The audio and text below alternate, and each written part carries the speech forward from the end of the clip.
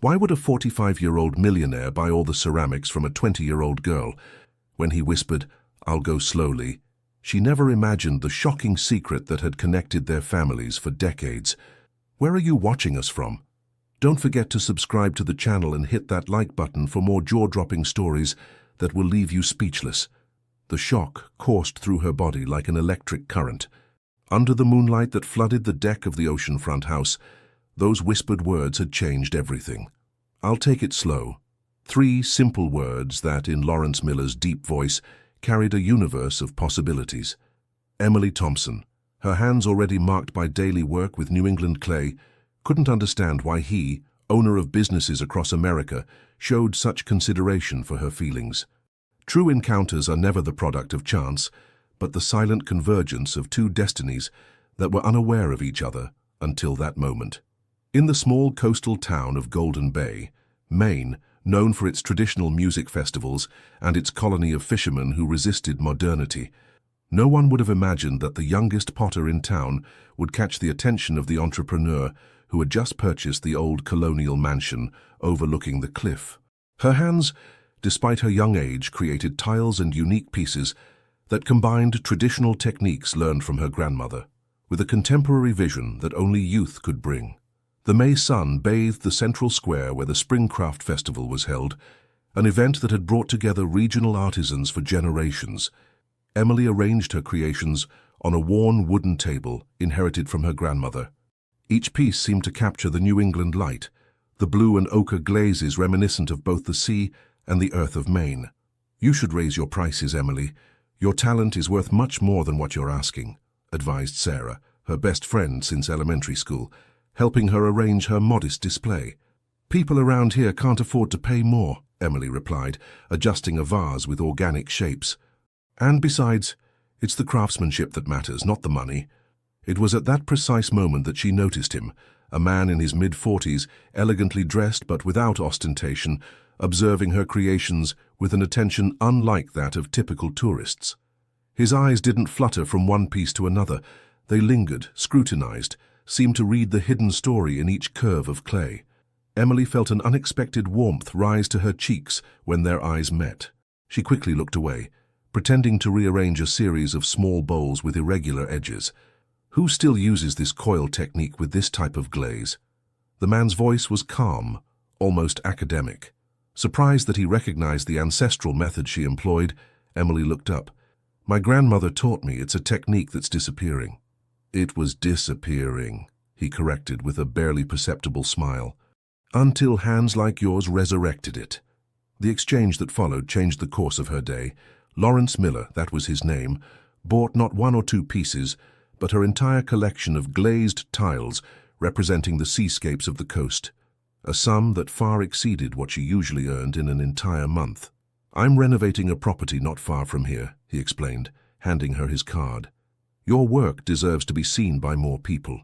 Would you agree to dinner to discuss a business partnership?" Wariness was immediate. Young women like her had been told since childhood to be wary of rich, older men. Yet in his eyes, she read neither condescension nor that predatory gleam she had learned to recognize in certain men.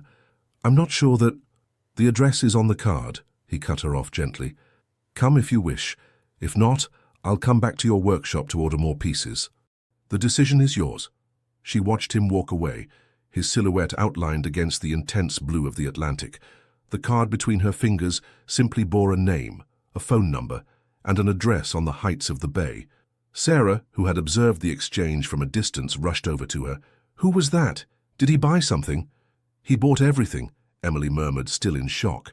"Absolutely everything." That evening, in front of the small mirror in her apartment above her workshop, Emily contemplated her reflection. At 20, her face already carried the intensity of someone who had found her calling. Her hands, slightly rough and stained by clay she could never completely clean off, testified to a commitment that few people her age demonstrated. "Grandma, what would you have done?" she whispered to the framed image of the old woman on her dresser.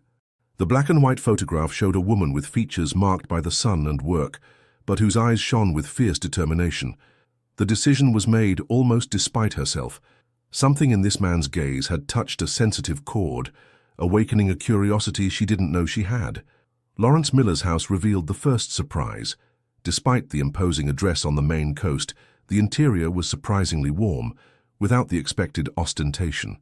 An elderly woman, whom Lawrence introduced as Mrs. Rose, the soul of this house forever, served typical New England dishes in pottery that Emily immediately recognized. "That's Bennington pottery," she exclaimed, gently touching the edge of a plate with olive and sea patterns. "You have a good eye," Lawrence approved. "These pieces remind me of my youth in Boston. My mother collected traditional pottery." The evening progressed with an ease that Emily had not anticipated. Lawrence spoke little of himself, preferring to question her about her techniques, her inspiration, the story behind each pattern she created. Not once did he make an inappropriate allusion or show interest other than professional. "Why are my creations of such interest to you?" she finally dared to ask, as Mrs. Rose served a blueberry dessert. Lawrence took his time to answer, his eyes fixing on an invisible point beyond the bay window overlooking the sea. "In a world where everything is becoming digital, ephemeral, disposable, your creations bear the imprint of time and authenticity. They tell a story that our era is desperately trying to forget." He then explained his project, restoring several historic properties across America, using exclusively traditional materials and techniques. "Your glazed tiles would be perfect for the house near Bar Harbor. If you accept, it would be the beginning of a collaboration that could extend to other projects." The proposal was generous, almost too much so. "I don't understand why you don't contact more experienced artisans," she confessed. "Experience can be acquired, Miss Thompson. Talent, however, is innate, and you have it in spades." On the deck, after dinner, the moon reflected on the calm waters of the Atlantic. A comfortable silence had settled between them. "I feel like you see something in me that I don't see myself," she murmured, troubled by this new sensation. "Sometimes we need others' gaze to discover our true value," he replied softly. Then, as if sensing her apprehension about this sudden attention, he added, "I'll take it slow." These words, spoken with disarming sincerity, resonated within her long after she had left the house. On the way home, walking along the maritime promenade, Emily found herself smiling in the darkness. For the first time since her grandmother's death, she felt that a door was opening to a future she hadn't dared to imagine. Wariness is the vigilant sentinel of the heart, but it must not become its jailer. In the weeks that followed, Lawrence's visits to her small workshop on Artisans Square became as regular as the tides. He never arrived in a luxury car, preferring to walk along the shoreline promenade, sometimes with a sketchbook under his arm. Emily's workshop, nestled under the century-old arches of the square, was a place where time seemed suspended. Light filtered through narrow windows, creating golden rays in which clay particles danced. The smell of damp earth and glazes mingled with the more subtle scent of wild herbs that dried in bunches hanging from the ceiling, inspiration for her patterns. Lawrence often sat on a stool in a corner, silently observing Emily's hands giving life to clay. He asked insightful questions about the glazing techniques she had learned from her grandmother, sometimes taking notes in his sketchbook. "You should raise your prices," he suggested one afternoon, after a customer had left the workshop with a piece sold well below its value. "People around here can't afford it," she replied, repeating the same words she had addressed to Sarah. "But tourists can. And your work deserves to be valued at its fair measure." These moments of productive quietude were soon troubled by comments from Sarah and other friends. "Be careful," Sarah warned her one evening, as they shared a drink on the small terrace above the workshop. "Men like him aren't interested in the art of girls like us. There are always other intentions." "It's not like that," Emily protested. "He's respectful, professional. He's 25 years older than you, Emily. And he's rich. The classic combination." These words insinuated themselves into her like a slow poison. Was she naive? Was she imagining a professional relationship where there was only interest of a completely different nature? Doubt settled in, subtle but persistent. She began to scrutinize each gesture, each look from Lawrence, seeking confirmation of her nascent suspicions, yet he never crossed the boundaries she had unconsciously established. Never did a hand linger too long. Never did a compliment exceed the strictly professional framework. One morning, while delivering an order to the Shoreline Hotel, she happened to see a tourist brochure extolling the virtues of a restored castle near Boston. Her heart skipped a beat when she recognized her own creations adorning the walls of a room photographed in full page. "Where did these tiles come from?" she asked the receptionist. "Oh, it's Miller Restoration's latest project. A marvel, isn't it? These artisanal tiles are made exclusively for their properties. I believe they cost a fortune." Emily felt the ground give way beneath her feet. Lawrence had bought her creations at a price she already considered generous, but if he was reselling them for a fortune, the sensation of betrayal was immediate and visceral. That evening, when Lawrence presented himself at the workshop as usual, he found Emily unusually silent, her face closed. He immediately understood that something had changed. "What's wrong?" he asked directly. She handed him the brochure without a word. Lawrence examined it, then placed it gently on the workbench. "I was going to tell you about this," he said calmly. "When? After selling all my creations for a fortune without me seeing any of it?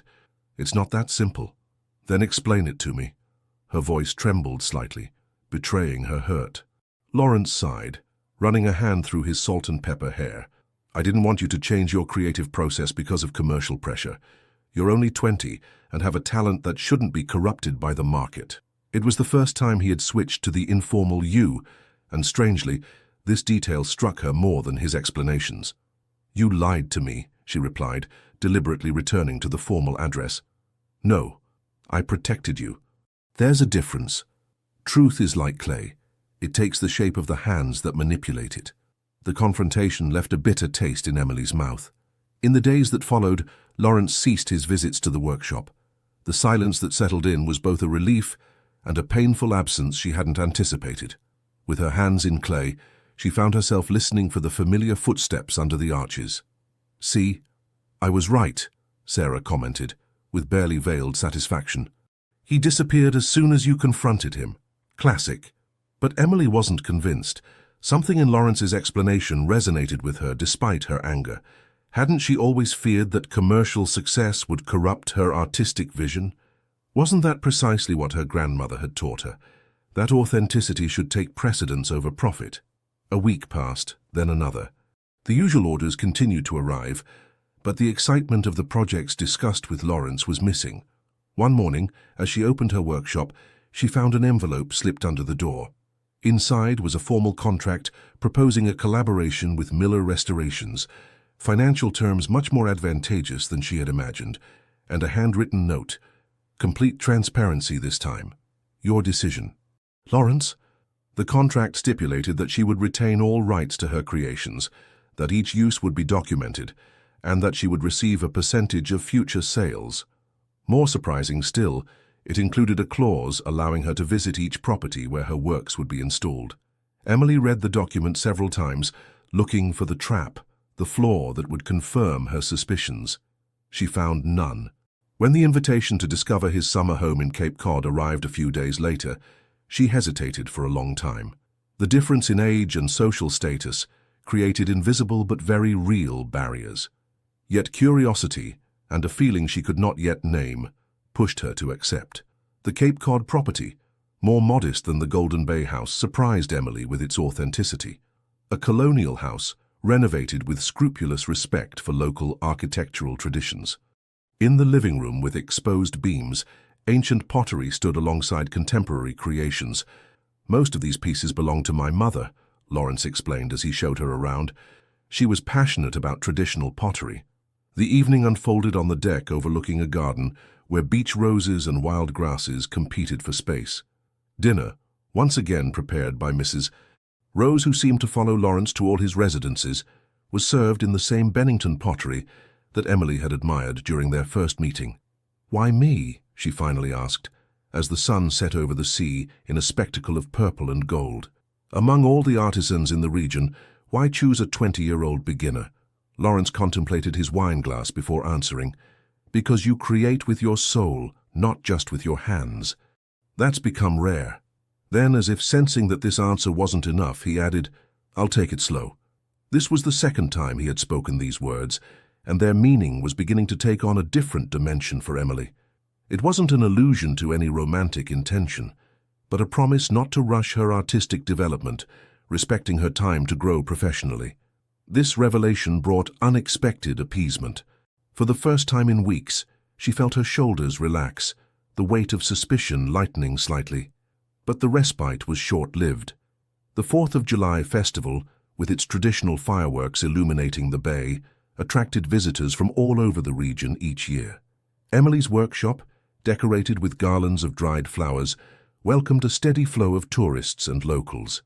This year, she had prepared a special collection inspired by the flames and legends associated with this ancestral celebration. The mood was festive when a shadow fell over her display. A young man, whose calculated elegance failed to mask obvious hostility, examined her creations with a contemptuous smirk. "So you're my father's new obsession," he said without preamble. Emily felt her blood freeze. "Excuse me?" "Thomas Miller," he introduced himself with a coldness that contrasted violently with the ambient warmth. "Lawrence Miller's only son, whom you seem to have perfectly enchanted." The words struck her like slaps. The existence of a son had never been mentioned by Lawrence.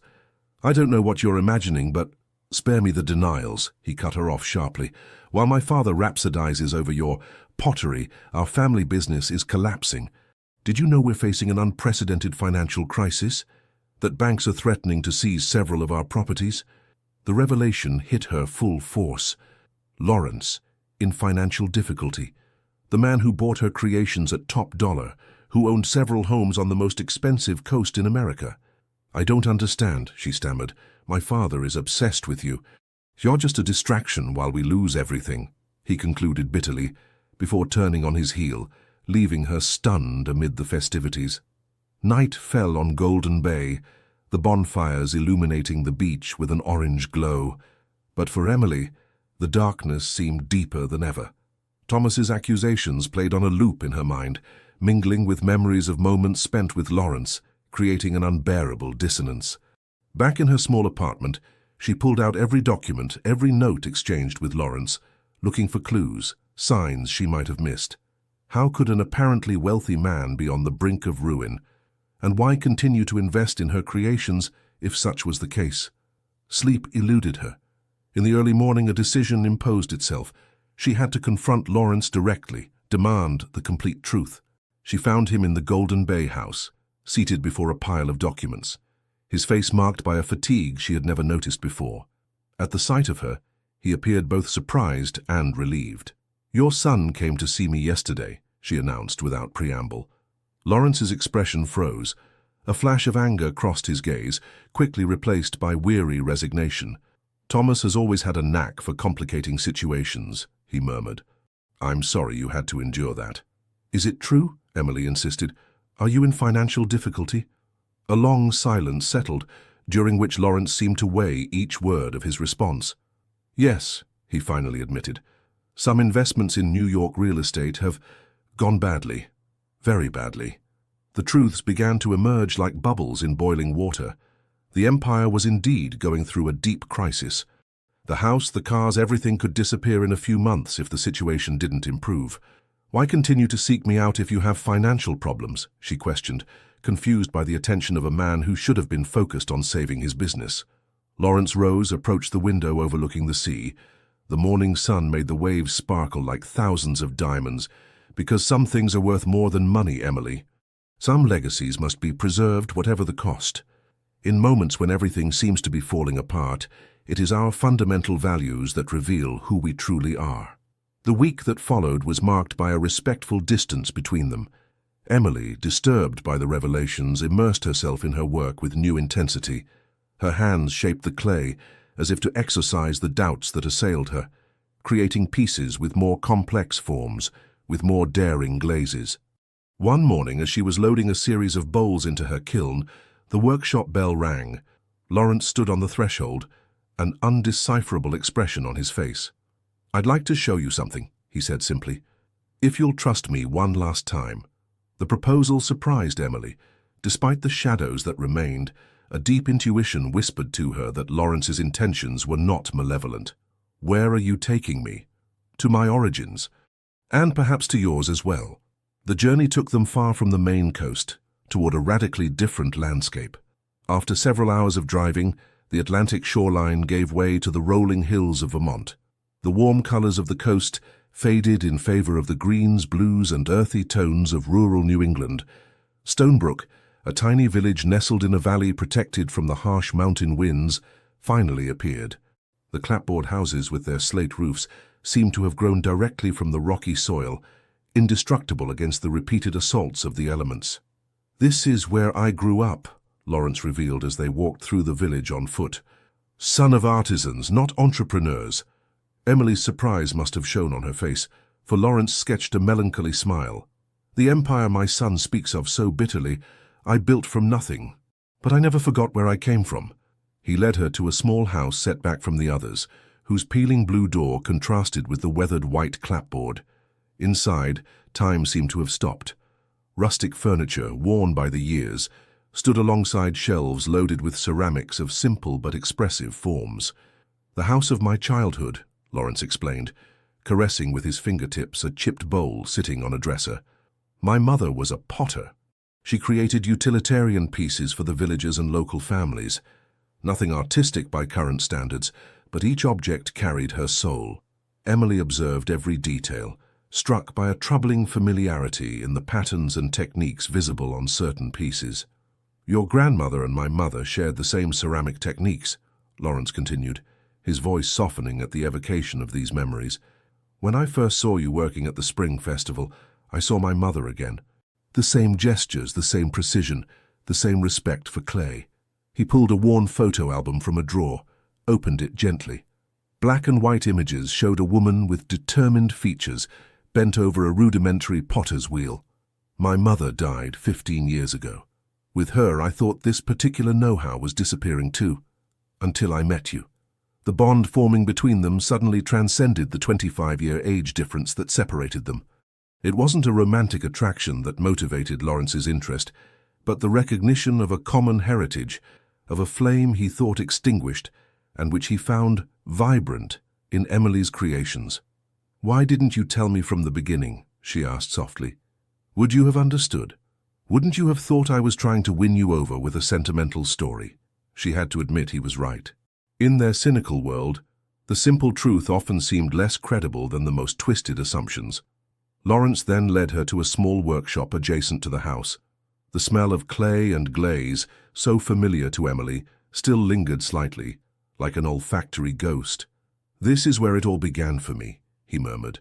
"Watching my mother create taught me patience, perseverance, and respect for work well done.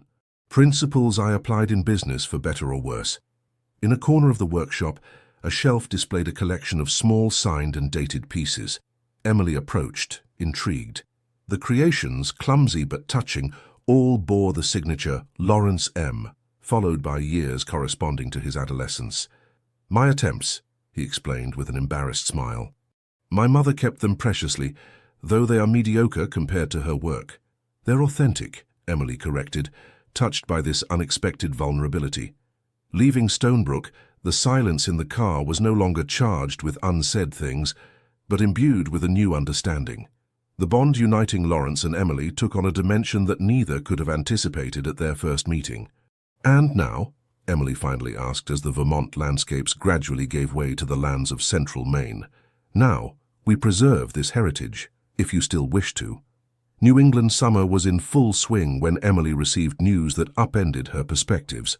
Her artisanal pieces, displayed in properties restored by Lawrence, had attracted the attention of galleries in New York and Boston. Offers were arriving, proposing significant sums for exclusive collections. In her small workshop, where the summer heat intensified despite the shade of the arches, Emily contemplated the letters spread before her. Success, recognition, financial security, everything a young artisan could dream of was suddenly materializing. "You should accept the New York Gallery's offer," advised Sarah, leafing through the proposals with eyes widened at the mentioned amounts. "It's a unique opportunity." Emily wasn't convinced. These offers, as flattering as they were, implied more standardized production, creativity framed by market expectations. Lawrence, informed of these proposals, presented himself at the workshop one particularly stifling afternoon. He wore a light shirt and held an envelope. "I suppose you've received several offers," he began without preamble. "How do you know?" "The art world is small and your talent is no longer a secret." He placed the envelope on the workbench, next to the wheel where a half-finished cylindrical form was still slowly turning. "My proposal is different," he explained. "A partnership where my market knowledge would unite with your talent. No exclusivity, no artistic formatting, complete creative freedom with the logistical and commercial support you need to grow." Emily opened the envelope. The document detailed an ambitious project, a common brand that would valorize traditional techniques while allowing innovation, workshops in several regions of America to train young artisans, collaborations with contemporary designers. Suspicion, never completely dissipated, resurfaced. Why bet on a 20-year-old girl with no experience when you could partner with recognized artists? Lawrence looked her straight in the eyes. "Because you don't create for recognition or money. You create because the clay speaks to you, as it spoke to your grandmother, as it spoke to my mother. This authenticity can't be acquired, it can't be bought. It's there, in your hands." He paused, observing the works in progress that populated the workshop. "And also because I'm selfish. Through you, I find a bit of that world I knew as a child, before numbers and contracts dominated my life." The disarming frankness of this admission touched Emily. For the first time, she glimpsed the vulnerability of this man whom everyone perceived as powerful and unshakable. "And your financial problems? How could this partnership function if your company is in difficulty?" "That's precisely where the opportunity lies," he replied. "Getting back to the essentials. My recent mistakes come from straying from my fundamental values, from being seduced by quick gains and risky investments. This partnership would be a new start, based on what truly matters: authenticity, quality, transmission." The proposal was tempting, but Emily remained cautious. "I need to think about it." "Of course, take your time." As he was about to leave, she stopped him with a question. "And your son? What does he think of all this?" Lawrence's expression darkened. "Thomas sees things differently. For him, the business is only a matter of profit and prestige. We have deep disagreements about the direction to take." This response, far from reassuring her, added a layer of complexity to her decision. Partnering with Lawrence would potentially mean exposing herself to Thomas's hostility and becoming involved in family conflicts that were beyond her. The most important choices in our lives rarely present themselves as such at the moment we make them. An unexpected crisis struck Lawrence's business, revealing another layer of the story. One July morning, as the air was already vibrating with nascent heat, Emily found the front of her workshop covered with posters. Reproductions of financial articles highlighting the difficulties of Miller restorations, accompanied by handwritten accusatory comments: "Dubious partner, company in bankruptcy, run before it's too late." Heart pounding, she tore down the papers before the first passers-by could gather. Under the last sheet, a hastily scrawled note: "For your own good. T.M. Thomas Miller." The hostile son bore the resentment of seeing his father pay attention to a young stranger while neglecting family problems. The day unfolded in a fog of worry. Regular customers seemed more distant, some half mentioning rumors circulating in the small town. News of the potential association between Emily and Lawrence had spread, as had that of the latter's financial difficulties. "You should distance yourself from him," advised Sarah, who came to bring her a coffee late in the afternoon. "His reputation will tarnish yours." "Since when do we judge people based on rumors?" Emily replied, more sharply than she would have liked. "These aren't rumors, Emily. The newspapers are talking about it. His son confirms it. The man is losing everything." During the long nights trying to make a decision, Emily oscillated between trust and doubt. The image of Lawrence in his childhood Vermont home, vulnerable and authentic, contrasted violently with that of the businessman in difficulty depicted by the media. One stormy evening, as the sky tore open above Golden Bay, disaster struck. A pipe burst in the building housing her workshop, flooding the workspace and threatening weeks of creation. Emily, awakened with a start by neighbors' cries, rushed to save what could be saved. Brownish water was already invading the floor, reaching the lower shelves where pieces in the drying process rested. In the darkness crossed by lightning, she desperately tried to move her creations to higher ground, slipping on the soaked tiles. The workshop door opened abruptly, letting in a silhouette that a flash of lightning revealed to be Lawrence. Without a word, he joined her efforts, rolling up sleeves and pants to wade into the rising water. For nearly 2 hours they fought side by side against the flood, saving the majority of the pieces, isolating the electric kiln, moving clay to dry areas. When finally the firefighters arrived to pump out the water, they both collapsed on the outside steps, exhausted and soaked to the bone. The rain continued to fall, but less violently. Under the protective awning, Lawrence broke the silence. "I'm sorry for what Thomas is doing. How do you know it's him? Who else?" He sighed deeply. "My son is wounded.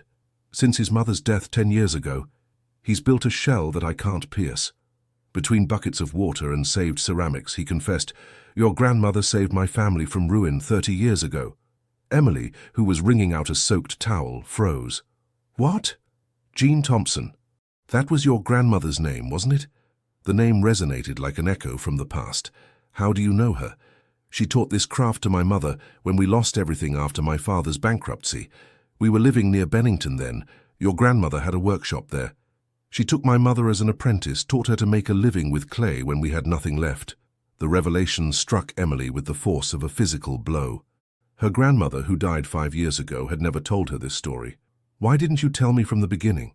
Would you have believed such a coincidence?" He sketched a tired smile. "And besides, I wanted to first see if Jean's talent had been transmitted to her granddaughter, which is undeniably the case." The storm was moving away, leaving only the regular sound of rain on the roofs. In this unreal atmosphere, the circle seemed to close in an unexpected way. "Now I want to return that favor," Lawrence murmured. "Not out of obligation, but because I believe in you as Jean believed in my mother." In the weeks following the flood, Emily was forced to temporarily relocate her activity. Lawrence made available to her an unoccupied outbuilding of his house, a bright space overlooking the sea that proved ideal for creation. This forced proximity by circumstances created a new dynamic between them. Sometimes working side by side, she on her pottery, he on the files of his struggling business, they developed a complicity tinged with mutual respect. One afternoon, as she was helping him organize old documents in the office, she discovered invoices yellowed by time that proved her grandmother had indeed been a supplier of ceramics for Lawrence's family decades earlier. "I don't understand why my grandmother never told me about this story," she murmured, going through the dusty archives. "Perhaps because for her it was just one service rendered among others," Lawrence suggested. "Jean helped many people without ever boasting about it." This discovery strengthened Emily's conviction that their meeting was not due to chance. An invisible connection had always existed between their families, woven by clay and the transmission of ancestral know-how. Yet despite this soothing revelation, Thomas's hostility persisted like a threatening shadow. His impromptu visits to the house, always tense, created an atmosphere that even the sea breeze couldn't dispel. One evening, as Emily was working late in the improvised workshop, she overheard raised voices from Lawrence's office. A violent argument was opposing father and son. "She's just a distraction." Thomas's voice, charged with anger, resonated despite the closed doors. "While you play patron with this girl, our creditors are getting impatient." "You understand nothing of my motivations," Lawrence replied, his usually composed voice rising a notch. "This isn't about distraction, but about getting back to essentials." "Essentials?" Thomas's bitter laugh penetrated the walls. "The essential thing is that in 3 months, if we don't turn the situation around, we'll lose everything. Everything you've built, everything Mum sacrificed for." The mention of Thomas's mother gave way to a heavy silence, quickly followed by the sound of a door violently slammed. A few minutes later, Emily saw Thomas cross the deck with furious steps. He stopped short upon seeing her in the lit workshop. "Enjoy your stay in paradise," he launched with palpable bitterness. "It won't last." That night, unable to find sleep, Emily contemplated the ceiling of the guest room that Lawrence had assigned to her. Thomas's words played on a loop in her mind. Was she really becoming attached to a man whose financial empire was collapsing? Was she, as Thomas suggested, merely a distraction in the life of a man in crisis?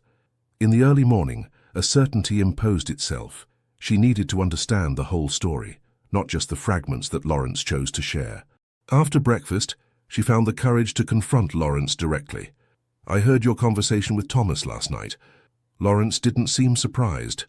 "The walls of this house have never been very thick. Is it true?" Will you lose everything in 3 months? He sighed deeply, placing his coffee cup on the wooden table on the deck. It's possible, yes, but Thomas dramatizes the situation. We still have options. Why not tell me? Because it has nothing to do with our partnership. My financial problems are the result of bad investment decisions, not a reason to give up what we're building. Emily felt a wave of contradictory emotion overwhelm her. Anger at having been kept in the dark, admiration for this man's resilience, concern for the future of their collaboration. I can't continue without knowing the whole truth, Lawrence. I deserve to know what I'm getting into. He slowly nodded. You're right. Come with me. He led her to his office, unlocked a drawer from which he pulled a thick folder.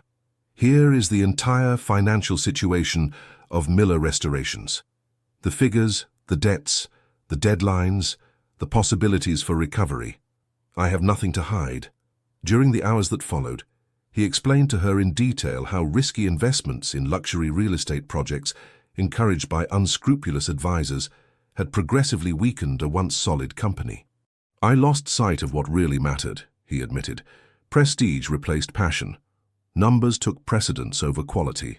Sometimes we must lose everything to rediscover what we should never have forgotten. Autumn settled on the Maine coast, bringing rains that sometimes transformed the azure sky into a grey, threatening canvas. These bad weather spells, though less violent than the storm that had flooded her workshop, seemed to reflect Emily's inner turmoil. The newly established transparency with Lawrence had brought a form of peace between them, but also raised deeper questions.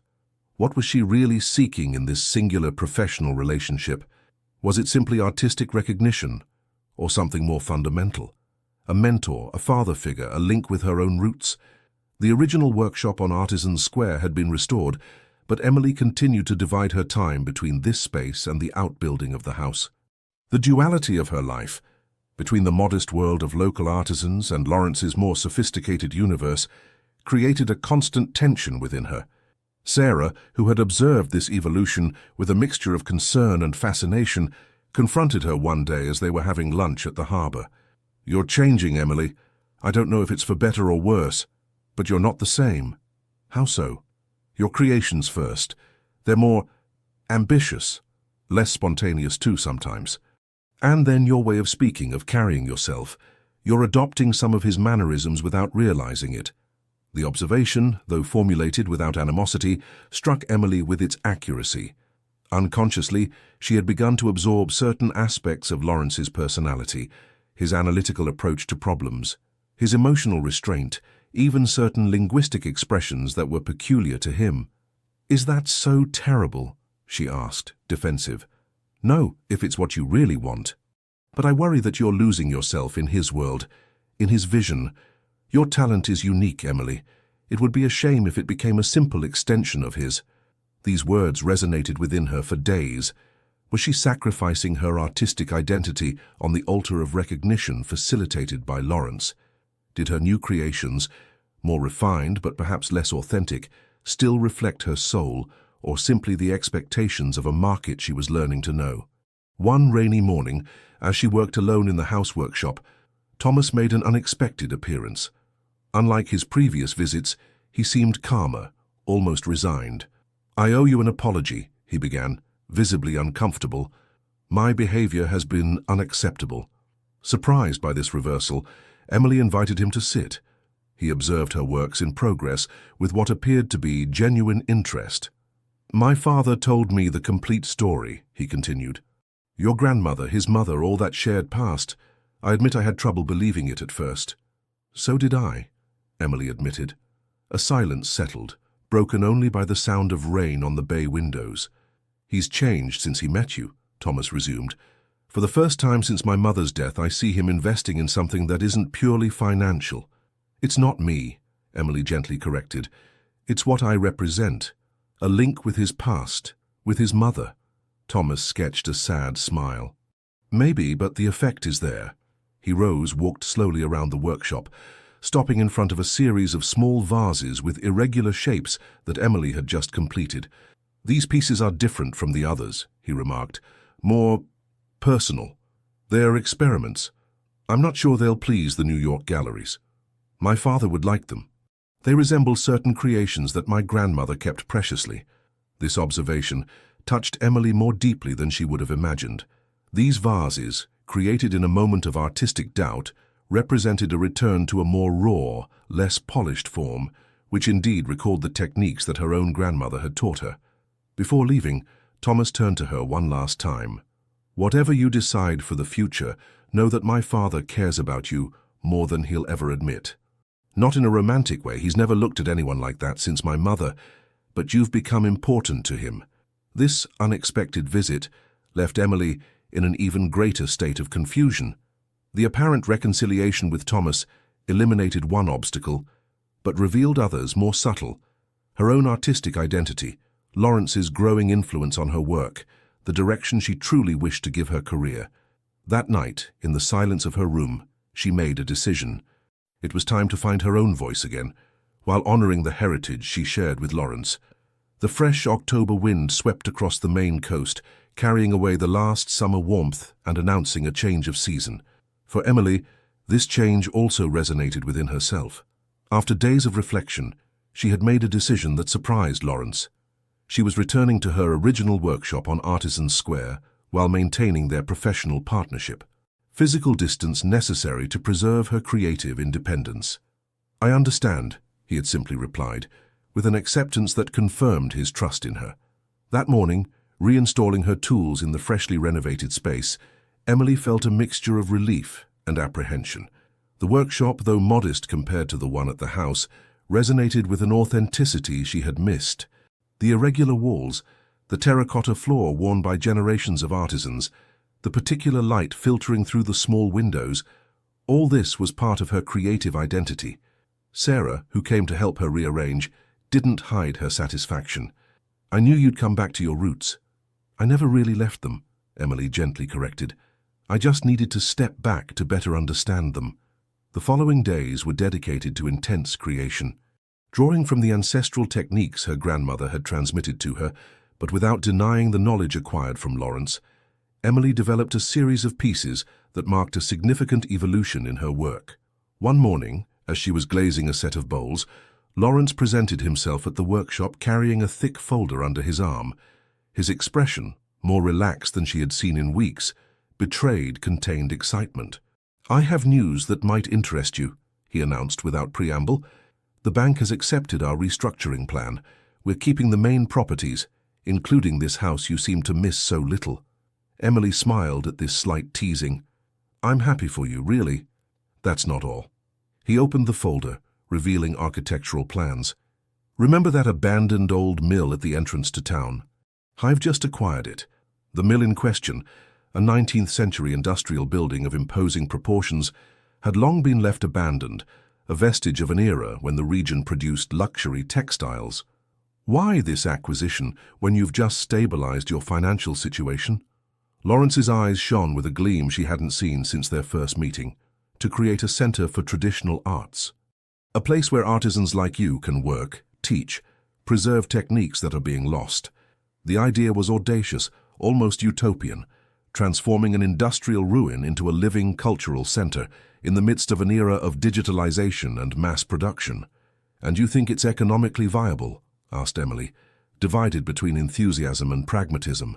"Not in a purely financial logic, no. But there are grants for cultural heritage preservation. And above all, I've understood something these past months. True value isn't always measured in figures on a bank account." This phrase, pronounced with quiet conviction, marked a turning point in their relationship. For the first time, Emily glimpsed the profound transformation that had occurred in Lawrence, a return to essential values that financial success had temporarily eclipsed. In the weeks that followed, a new dynamic established itself. Emily maintained her creative independence in her historic workshop, but actively participated in developing the Arts Center project. Lawrence, for his part, restructured his company to return to fundamentals more aligned with his deep values. Thomas, to everyone's surprise, also became involved in the project, bringing a more contemporary vision that complemented his father's and Emily's traditional approach. His management training, which he had until then used mainly to criticize his father's choices, proved valuable in structuring this ambitious initiative. "There's a synergy between you three that I would never have imagined," commented Mrs. Rose one evening, as they all worked together on plans for the future center around the large table in the house. One November night, as Emily was returning to her apartment after a particularly productive day, she stopped on the maritime promenade. The moon, almost full, created a silver path on the calm waters. In the distance, the lights of Lawrence's house softly twinkled. A thought suddenly struck her. Her grandmother would have been proud, not so much of her nascent artistic success, but of her ability to preserve a heritage while charting her own path.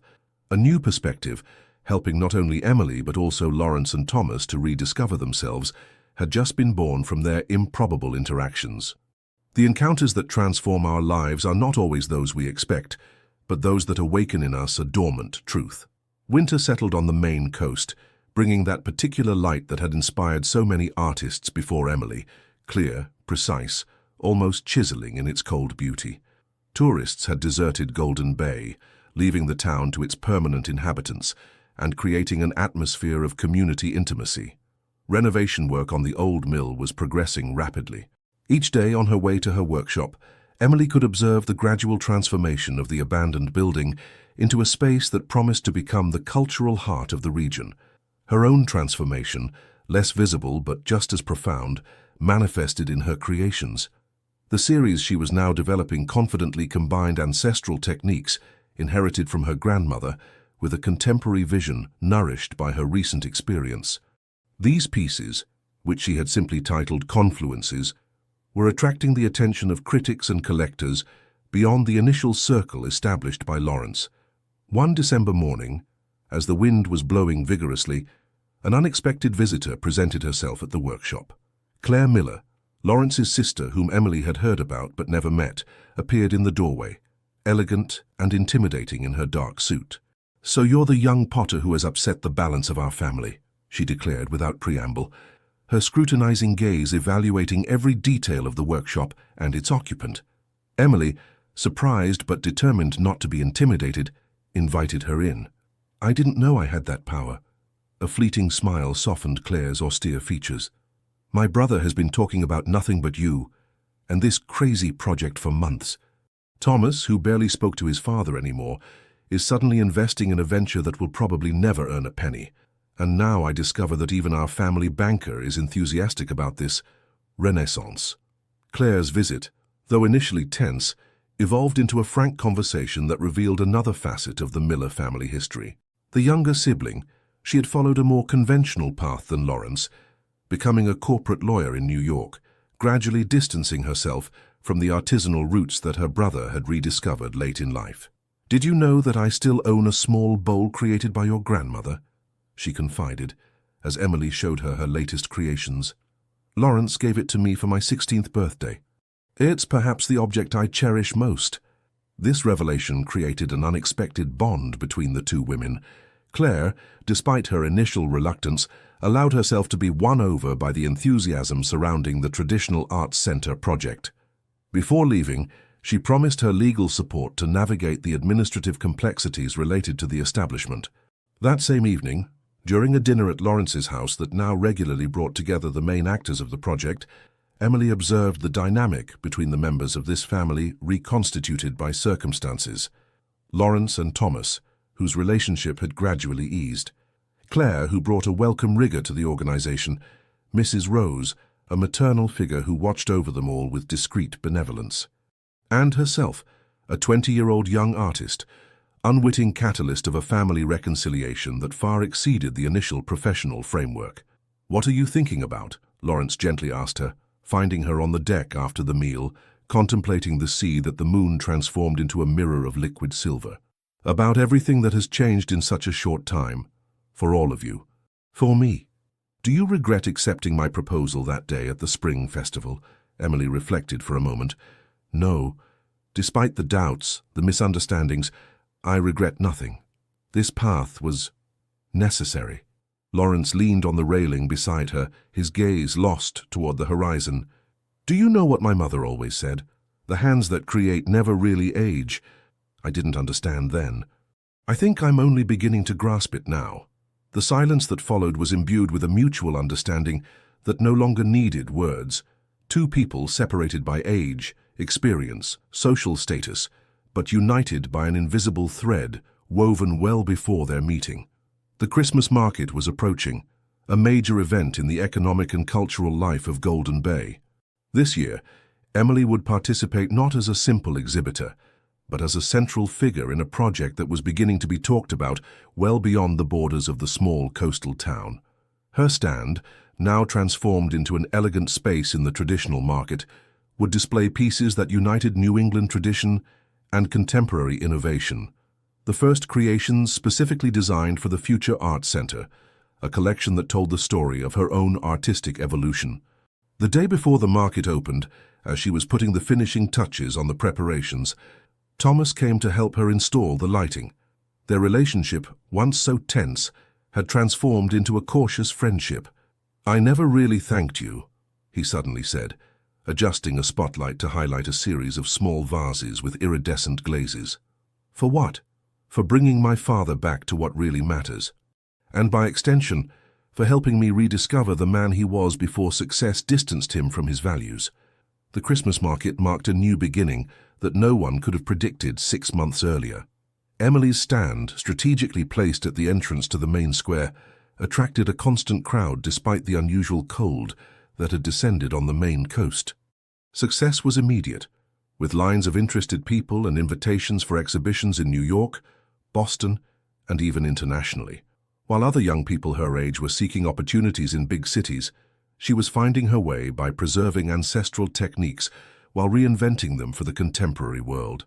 "It's incredible," Sarah murmured, coming to help her on the second day of the market, overwhelmed by the affluence. "You could sell each piece for 3 times more, and people would still buy them." Emily smiled, adjusting a series of bowls with glazes that changed under the winter light. "It's not just a question of price. It's what they represent that touches people." And it was true. Beyond their aesthetic beauty, her creations now carried a story that visitors intuitively perceived, that of a preserved heritage, of a know-how that refused to disappear into the uniformity of mass production. Lawrence, observing the phenomenon with quiet satisfaction, understood better than anyone the scope of what was happening. It wasn't simply the commercial success of a promising young artist, but the validation of a broader vision, the one that now animated their common project. The penultimate day of the market brought a surprise that overwhelmed Emily. Among the crowd of visitors, she recognized a familiar silhouette that had no business being so far from her native village. Martha, her grandmother's best friend, who had come specially from Vermont. "Your grandmother would be so proud," declared the old lady, her misty eyes contemplating the displayed creations. "She told me you had blessed hands, but I wasn't expecting this." Emily led her away from the crowd, moved by this unexpected presence that established a tangible link with her departed grandmother. "How did you know about the exhibition?" Martha smiled mysteriously. "A certain Mr. Miller contacted me. He sent a driver and booked a hotel room. He thought you might need a familiar face from your past today." This thoughtful gesture from Lawrence touched Emily more deeply than all the commercial successes of the past few days. He had understood, with remarkable intuition, that despite the excitement of the present moment, a part of her needed this connection with her roots. Later in the day, as the market was closing its doors for the evening, Lawrence invited her, along with Martha, Thomas, and Claire, to dinner at a small restaurant in the harbor. "I have something to announce to you," he declared, once they were all seated. "The mill renovations will be completed earlier than planned. We'll be able to inaugurate the center before spring." The news was greeted with enthusiasm by all, but Lawrence wasn't finished. "I've also decided on the name for the establishment." He paused, seeking Emily's gaze. "It will be called Wise Hands, a tribute to Jean Thompson and the artisanal traditions of New England that were being lost in the digital age." Emotion overwhelmed Emily. Wise Hands, a subtle play on words that evoked both the wisdom transmitted by the hands of artisans and the memory of her grandmother. "It's perfect," she murmured, unable to add anything more as her throat was tight with emotion. Martha, who had known Jean all her life, approved with a nod, vibrant with emotion. She would have loved the irony. She who always said her hands were nothing wise, that they were rebellious and undisciplined. This evening marked the true turning point in Emily's life. Not so much for the commercial success or artistic recognition, but for this perfect confluence between her past and her future, between the heritage received and the one she was preparing to transmit. The last day of the Christmas market, as night was falling early on Golden Bay and the festive illuminations created a fairy tale atmosphere, Emily observed visitors lingering before her creations. Families, couples, solitary individuals all seemed to touch the pieces with a reverence that went beyond simple consumerist interest. Lawrence approached discreetly, contemplating the scene beside her. "You've created much more than objects, Emily. You've awakened something in this town." She smiled, understanding the depth of this observation. "We did it together." "I'll take it slow" had become the unspoken motto of this unique partnership, built between two generations who had discovered they shared the same love for American traditions. The young hands that molded clay were now also shaping a future where tradition and youth, experience and innovation were no longer opposed, but parts of a harmonious whole that was transforming the small Golden Bay into a center of artisanal renaissance. The highlight of the market, and the true emotional climax, came when Lawrence unveiled a surprise he had been preparing for weeks. A photographic exhibition tracing the history of ceramic artisans in the region from the 1950s to the present day. At the center of this exhibition, a large black and white photograph showed two women working side by side in front of a traditional kiln. John Thompson and Mary Miller, Emily's grandmother and Lawrence's mother, united by their art long before their descendants met. This visual revelation, this tangible proof of the bond that existed between their families, deeply touched all those who knew the story. For Emily, it was confirmation that some connections transcend time and circumstances, guiding our steps toward destinies that seem written in the very clay of our origins. Spring returned to Golden Bay, adorning the coast with bright colors and intoxicating scents. Exactly 1 year after their first meeting at the Spring Festival, Emily and Lawrence stood side by side in front of the transformed old mill, ready to cut the ribbon that would mark the official inauguration of the Wise Hands Traditional Arts Center. The crowd gathered for the occasion testified to the anticipated success of the initiative. Local artisans, cultural representatives, journalists, simple, curious people attracted by this project that was giving new life to a heritage threatened with oblivion. The building itself told a story of rebirth. The stone walls, carefully restored, still bore traces of its industrial past, but the large, newly cut windows flooded the interior with generous light. The space had been divided into individual workshops, training rooms, an exhibition gallery, and a cultural cafe, a complete ecosystem dedicated to the preservation and transmission of artisanal knowledge. "Ready?" Lawrence murmured to Emily, handing her the ceremonial scissors. She nodded, moved by the culmination of this improbable adventure. Together, they cut the ribbon in the colors of New England, navy blue and deep red, triggering applause and cheers. Inside, visitors discovered the different spaces with wonder. The main workshop, equipped with wheels, kilns, and workbenches, awaited the first apprentices, young and not so young, eager to learn the techniques that Emily's grandmother had transmitted with such passion. In the gallery, an inaugural exhibition presented the evolution of Emily's work, from her first creations to the sophisticated pieces she now produced.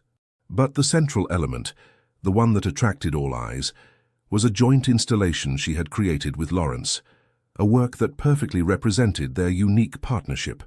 On a base of driftwood recovered from the beaches of Maine, 4 ceramic hands rose, intertwined in a gesture both protective and creative. 2 older hands, marked by experience, supported 2 younger hands, vibrant with energy. Between them, a ball of clay seemed to be taking shape, symbolizing the transmission of knowledge and continuous creation. "It's beautiful," Sarah murmured, who had finally recognized the value of this atypical relationship between Emily and Lawrence. "They look alive." The title of the work, simply engraved on the base, summed it all up: "I'll take it slow." Later in the day, as the sun began to decline and the crowd gradually dispersed, Emily found Lawrence on the terrace arranged on the roof of the old mill. From there, the view embraced both the Atlantic Ocean and the New England hills, a perfect junction between the two worlds that had shaped their respective stories. "Thank you," she said simply, leaning on the railing beside him. "For what?" he asked, though he already knew the answer. "For believing in me, for pushing me to exceed my limits while respecting my rhythm. For all this," She made a gesture encompassing the living building beneath their feet. Lawrence smiled, that rare smile that transformed his usually serious face. "You know what I see when I look at all this? The beginning, not the culmination." This remark resonated perfectly with what Emily felt. What they had created together was not an end point, but the opening of a new chapter. For them, for the community, for future generations of artisans who would learn here to combine tradition and innovation. Thomas joined them carrying 3 glasses and a bottle of champagne. "I think we've earned a celebration, haven't we? The reconciliation between father and son, perhaps the most beautiful achievement of this tumultuous year, could be read in this simple gesture and in the new complicity that united them." As the sun disappeared on the horizon, tinting the sky purple and gold, Emily contemplated these 2 men whom destiny had placed in her path. One, with his 25 additional years of experience, had taught her to value her art and to see beyond the immediate horizon. The other, initially hostile, had become a precious ally, bringing complementary energy and vision to the project. Between them had woven a bond that transcended usual professional relationships, a chosen family, united by common values and a deep respect for the artisanal heritage they strived to preserve. Night was gently falling on Golden Bay, lighting one by one the lights of the town below. In the growing darkness, Emily's hands retained their own memory, that of shaped clay, applied glazes, ancestral techniques preserved and reinvented. These hands that, at only 21 now, already carried the wisdom of generations of artisans. "To the hands that create," proposed Lawrence, raising his glass, "and to those that transmit." "2 wise hands," added Thomas with a knowing smile. Emily clinked glasses with them, feeling deep within herself that her grandmother would have approved. The circle was complete, the heritage preserved, and yet everything was just beginning. True encounters don't make us different. They reveal us to ourselves, reconnecting us to what we truly are, to what we have always been destined to become.